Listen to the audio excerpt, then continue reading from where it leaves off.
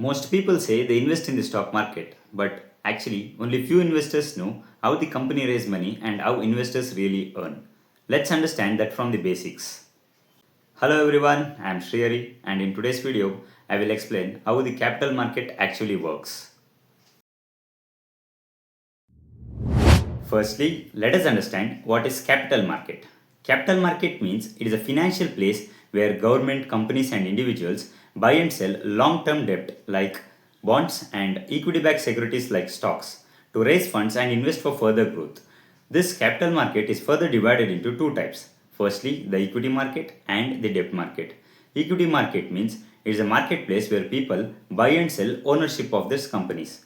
Before understanding what is debt market, let us understand few important terms under equity market.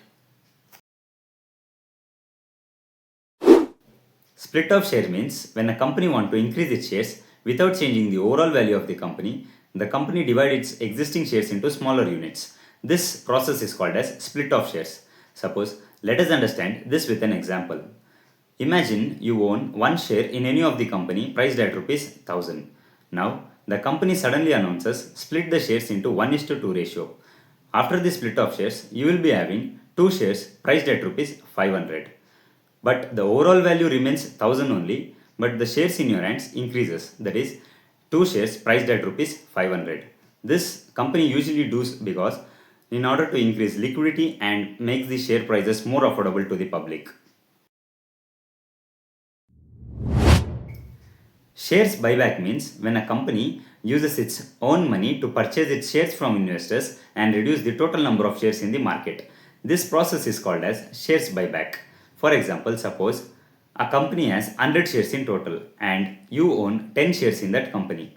Now suddenly the company buybacks 20 shares from the market and now the company is left out with 80 shares, but you still own 10 shares in that company, but the ownership percentage has been doubled due to decrease in total number of shares to 80.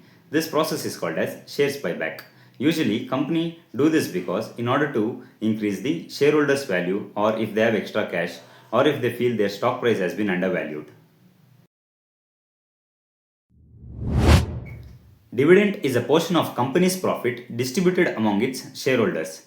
These dividends are usually given by stable and profitable companies. Suppose, for example, imagine you own 10 shares in a company. Now, the company announces a dividend of rupees 5 per share. That means you will directly receive rupees 50 into your bank account.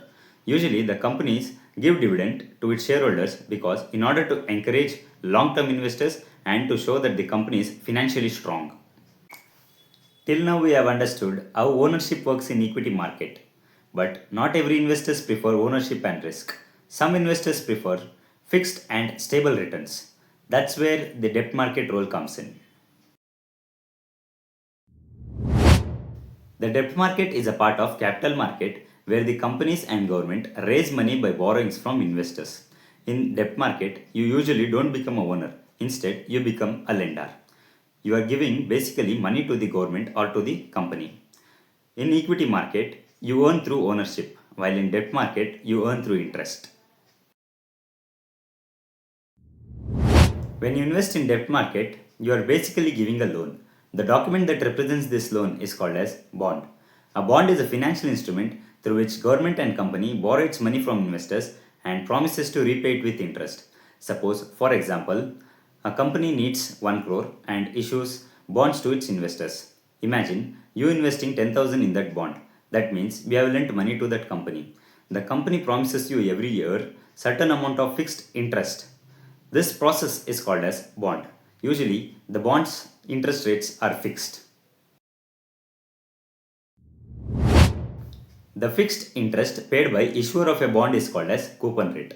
For example, you invest 10,000 in a bond and the bond offers you 8% annual interest. That means you will earn 800 every year as interest.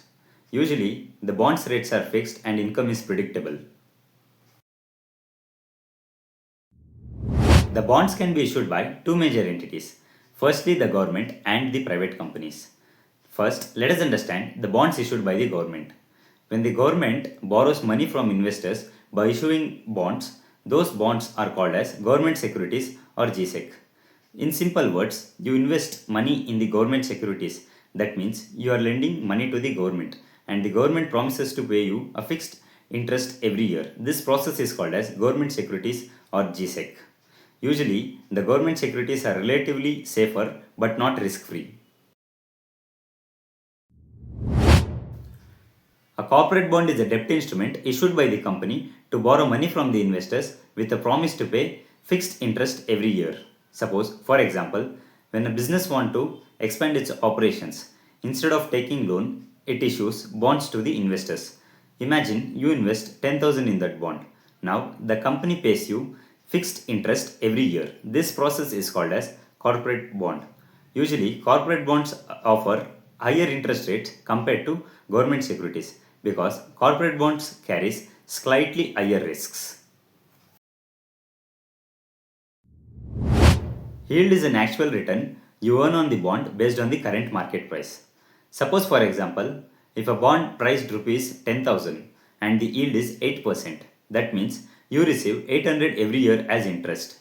Now suppose if the bond price has been reduced to 8,000, you will still get 800 as interest because if the bond price increases, the yield decreases. If the bond price decreases, the yield increases.